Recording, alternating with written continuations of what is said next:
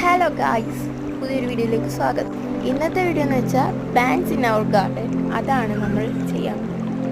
First തന്നെ ഇത് നമ്മുടെ തോട്ടത്തിലുണ്ടായ കോഴിവാലൻ ചെടിയാണ്. നിങ്ങളുടെ നാട്ടിൽ എന്താ പറയുന്നതെന്ന് കമൻറ്റ് ചെയ്യൂ.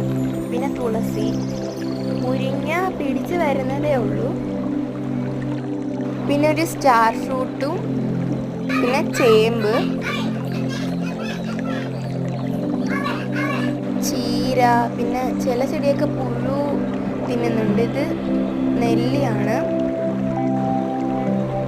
വാടാമുല്ലയാണ്.